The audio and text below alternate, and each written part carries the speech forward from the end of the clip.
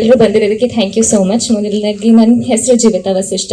So probably ನೋಡಿರ್ತೀರ, ಸಿನಿಮಾದಲ್ಲೂ ನೋಡಿರ್ತೀರ, ಶ್ರೀದೇವಿ ಮಹಾತ್ಮೆಯಲ್ಲೂ ನೋಡಿರ್ತೀರ. ಸ್ಟಾರ್ ಸುವರ್ಣಗೆ ಥ್ಯಾಂಕ್ ಯು ಸೋ ಮಚ್. ನನ್ನ ಇನ್ನೊಂದ್ಸಲ ಕಾಸ್ಟ್ ಮಾಡಬೇಕು ಅಂತ ಮನ್ಸು ಮಾಡಿ ಆಡಿಷನ್ ಎಲ್ಲ ಮಾಡಿ ನಾನು ಸೂಟ್ ಆಗಬಲ್ಲೆ ಅಂತ ನನಗೆ ಈ ಪಾತ್ರ ಕೊಟ್ಟಿರೋದಕ್ಕೆ ಸ್ಟಾರ್ ಸುವರ್ಣಗೆ thank you so much. Gerald sir thank you very much. Probably ನೀವು ಅವತ್ತು ಮೆಸೇಜ್ ಮಾಡಿ ಕರೆದಿಲ್ಲ ಅಂತ ಅಂದಿದ್ರೆ ನಾನು ಇವತ್ತು ಇಲ್ಲಿ ಇರ್ತಾನೆ ಇರಲಿಲ್ಲ.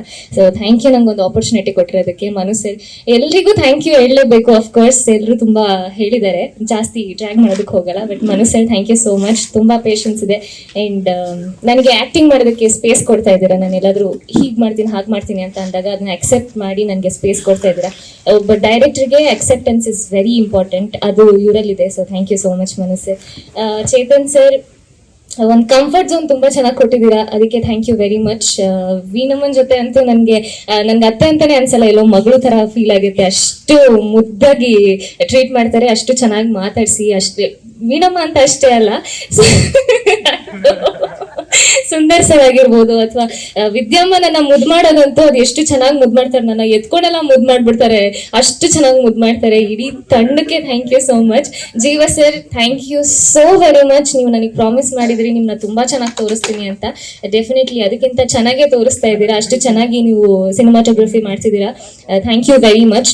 ಪಾತ್ರದ ಬಗ್ಗೆ ಹೇಳೋದಾದ್ರೆ, ದೇವಿಯಲ್ಲಿ ಪ್ರಾಬ್ಲಿ ಒಂದು ತುಂಬಾ ಸೌಮ್ಯ ಸ್ವಭಾವ ಇತ್ತು, ಬಟ್ ಈ ಇದರಲ್ಲಿ ಅದ್ರ ಆಪೋಸಿಟ್. ಅಲ್ಲಿ ಕಾಳಿ ಮಾಡಿ ಮಾಡಿ ಅಭ್ಯಾಸ ಆಗಿರೋದ್ರಿಂದ ಪ್ರಾಬ್ಲಿ ಇಲ್ಲೊಂದು ಸ್ವಲ್ಪ ಈಸಿ ಆಗ್ತಾ ಇರ್ಬೋದು. ಬಟ್ ಹಠಮಾರಿ, ಅವಳ ತಂಟೆಗೆ ಯಾರಾದ್ರೂ ಬಂದ್ರೆ ಅವಳು ಯಾರ ತಂಟೆಗೂ ಹೋಗಲ್ಲ, ಅವಳ ತಂಟೆಗೆ ಯಾರಾದ್ರೂ ಬಂದ್ರೆ ಸುಮ್ಮನೆ ಬಿಡಲ್ಲ. Independent girl. ಸೊ ಇಂಡಿಪೆಂಡೆಂಟ್ ಆಗಿರೋದ್ರಿಂದ ಅದು ಒಂದು ಸ್ವಲ್ಪ ಹಠ, ಕೊಬ್ಬು, ಆಟಿಟ್ಯೂಡು ಎಲ್ಲ ಸ್ವಲ್ಪ ಜಾಸ್ತಿನೇ ಇದೆ. ಸೊ ಅಪ್ಪನ ಮುದ್ದಿನ ಮಗಳು. ನನ್ನ ಫ್ಯಾಮಿಲಿ ಕಡೆನೂ ಅಷ್ಟೇ, ಎಲ್ಲರೂ ತುಂಬ ಒಳ್ಳೆ ಆರ್ಟಿಸ್ಟ್ಗಳು. ಎಲ್ರಿಗೂ thank you so much. And Skanda sir, Manan sir, Jayant sir, ಎಲ್ರಿಗೂ ಥ್ಯಾಂಕ್ ಯು. ಪಾತ್ರದ ಬಗ್ಗೆ ಅಂದರೆ ಎಲ್ಲರೂ ಹೇಳ್ತಿದ್ರು ಆಫ್ ಸ್ಕ್ರೀನ್ ತುಂಬ ಮುದ್ದು ಹುಡುಗಿ ಅಂತೆಲ್ಲ, ಬಟ್ ಪ್ರಾಬ್ಲಿ ಎಸ್. ಬಟ್ ನನ್ನ ಡೆಡ್ ಆಪೋಸಿಟ್ ಕ್ಯಾರೆಕ್ಟರ್ ಅಂತ ಹೇಳಿದ್ರೆ ನಿಜವಾಗ್ಲೂ ತಪ್ಪಾಗಲ್ಲ. ನನಗೂ ಒಂದು ಸ್ವಲ್ಪ ತಯಾರಿ ಬೇಕಿತ್ತು, ಶೌಟ್ ಮಾಡೋದಾಗಿರ್ಬೋದು ಅಥವಾ ಆಟಿಟ್ಯೂಡ್ ತೋರಿಸೋದಾಗಿರ್ಬೋದು. ನನಗೆ ಟೀಮ್ ಸಪೋರ್ಟ್ ಇರೋದಕ್ಕೇನೆ ನಾನು ಇಷ್ಟು ಚೆನ್ನಾಗಿ ಪರ್ಫಾರ್ಮ್ ಮಾಡೋದಕ್ಕೆ ಕಾರಣ ಆಗ್ತಿರೋದು. ಬಿಕಾಸ್ ಆ ಕಂಫರ್ಟ್ ಝೋನು, ಆ ಬಾಂಡಿಂಗ್ ಚೆನ್ನಾಗಿಲ್ಲ ಅಂತ ಅಂದ್ರೆ ಎದುರುಗಡೆ ಮಾಡ್ತಿರೋ ಆರ್ಟಿಸ್ಟ್ಗೂ ಮುಜುಗರ ಆಗುತ್ತೆ, ಅಥವಾ ಏನಂತಾರೆ ಅದು ಪರ್ಫಾರ್ಮ್ ಮಾಡೋದಕ್ಕೆ ನಾವು 100% ಕೊಡೋದಕ್ಕೆ ಆಗಲ್ಲ. ಬಟ್ ಇಲ್ಲಿ ಎಲ್ರು ನನಗೆ ನೀನ್ ಪರ್ಫಾರ್ಮ್ ಮಾಡಿ, ನೀನ್ ಚೆನ್ನಾಗಿ ಪರ್ಫಾರ್ಮ್ ಮಾಡಿ, ಎವ್ರಿ ಡೇ ಸೆಟ್ಟಿಗೆ ಬಂದಿದ ತಕ್ಷಣ ನೀನ್ ಎಪಿಸೋಡ್ ನೋಡಿದೆ, ಚೆನ್ನಾಗಿತ್ತು, ಚೆನ್ನಾಗಿ ಮಾಡ್ತಾ ಇದೆಯಾ ಅಂತೆಲ್ಲ ಅಪ್ರಿಶಿಯೇಟ್ ಮಾಡೋದಕ್ಕೆ ನನಗೆ ಇನ್ನೂ ಚೆನ್ನಾಗಿ ಮಾಡ್ಬೇಕು, ಇನ್ನು ಮೇ ಬಿ ಇನ್ನು ನಾನು 100% ಕೊಡ್ಬೇಕು, ನಾನು ಕೊಡ್ತಾ ಇರೋದು ಸಾಲ್ತಾ ಇಲ್ವೇನೋ ಅಂತ ಅನ್ಸುತ್ತೆ. So thank you very very very much. Maryade Ramanna ತಂಡಕ್ಕೆ ನನ್ನ ಹೃತ್ಪೂರ್ವಕ ಧನ್ಯವಾದಗಳು. ನಾಟ್ ಜಸ್ಟ್ ಆರ್ಟಿಸ್ಟ್, ಇಡೀ ಟೆಕ್ನಿಷಿಯನ್ಸ್ಗೆ, ಕ್ಯಾಮ್ರಾ ಡಿಪಾರ್ಟ್ಮೆಂಟ್ ಆಗಿರ್ಬೋದು, ಲೈಟ್ ಆಫೀಸರ್ಸ್ ಆಗಿರ್ಬೋದು, ಪ್ರೊಡಕ್ಷನ್ ಡಿಪಾರ್ಟ್ಮೆಂಟ್ ಆಗಿರ್ಬೋದು, ಎಲ್ರಿಗೂ thank you thank you thank you so much. Maryade Ramanna ನನಗೆ ತುಂಬಾ ಖುಷಿ ಇದೆ ರಾಮಣ್ಣನ ಪಾತ್ರ ಮಾಡ್ತಿರೋದು. ರಾಮಣ್ಣಂದು ಏನ್ ಕ್ಯಾರೆಕ್ಟರ್ ಅಂತ ಅಂದ್ರೆ, ಅಮ್ಮನೇ ದೈವ, ಅಮ್ಮನೇ ಸರ್ವಸ್ವ, ಅಮ್ಮನೇ ಎಲ್ಲ, ಅವನ ಪ್ರಪಂಚನೇ ಅಮ್ಮ. ಅಮ್ಮನ್ ಬಿಟ್ರೆ, ಅಮ್ಮನ್ ಮಾತು ಬಿಟ್ರೆ ಅವನೇನು ಬೇರೆ ಮಾಡಲ್ಲ, ಅದೇ ತರನೇ ಇರ್ತಾನೆ. ಅದೇ ತರನೇ ಅಮ್ಮ ಸಿಕ್ಕಿದ್ದಾರೆ, ಸೆಕೆಂಡ್ ಟೈಮ್ ಮಾಡ್ತಾ ಇದೀವಿ ಅಮ್ಮ ಮಗನ್ ಪಾತ್ರ. ನಂಗೆ ತುಂಬಾ ಖುಷಿ ಇದೆ ವೀಣಮ್ಮ ಜೊತೆ ಮಾಡ್ತಿರೋದು.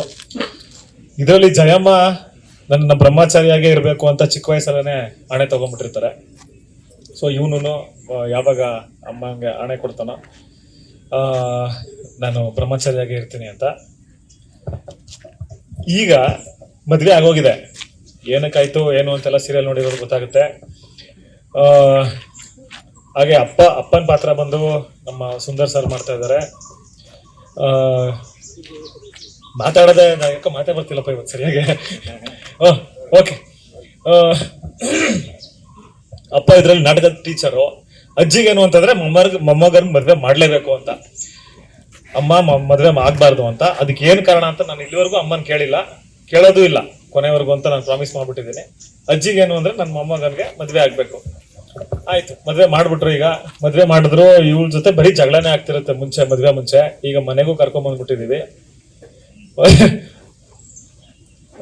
ಸೊ ಜೀವಿತ್ ಅವ್ರ ಜೊತೆ ಆಕ್ಟ್ ಮಾಡಿದ್ದು ಅಷ್ಟೇ ತುಂಬಾ ಖುಷಿ ಇದೆ.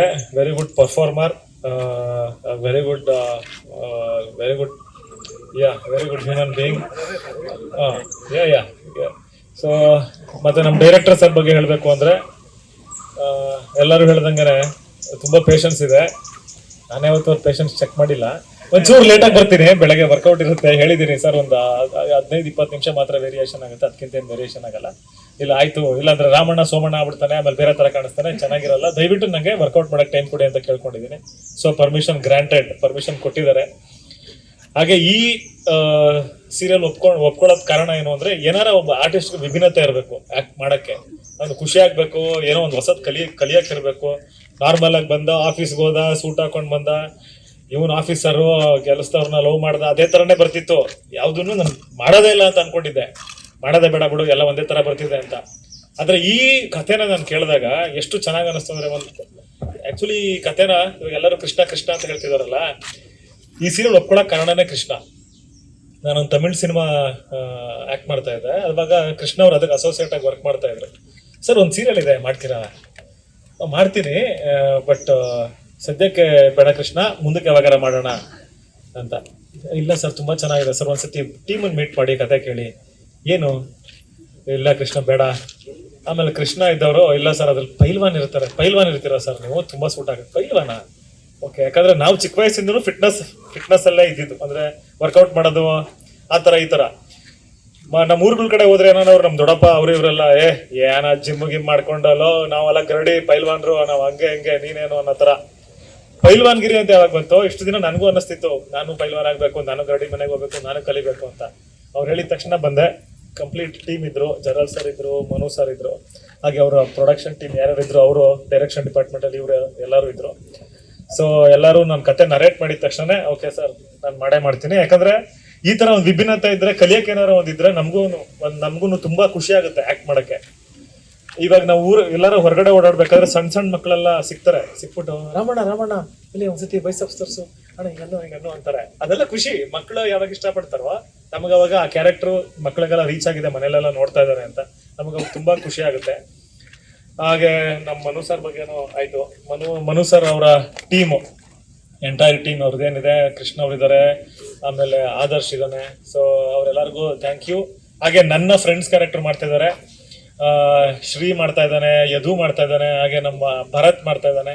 ಸೊ 3 ಜನ ನನ್ನ ಫ್ರೆಂಡ್ಸ್ ಕ್ಯಾರೆಕ್ಟರ್ ಮಾಡ್ತಾ ಇದ್ದಾರೆ ಇದರಲ್ಲಿ, ಈ ಸೀರಿಯಲ್ ಅಲ್ಲಿ. ಸೊ ಅವ್ರು 3 ಜನಕ್ಕೂ ಥ್ಯಾಂಕ್ಸ್ ಹೇಳಕ್ ಇಷ್ಟಪಡ್ತೀನಿ. ತುಂಬಾ ಚೆನ್ನಾಗಿ ಮಾಡ್ತಿದ್ದೀರಾ, ತುಂಬಾ ಚೆನ್ನಾಗಿ ಸಪೋರ್ಟ್ ಮಾಡ್ತಿದ್ದೀರಾ.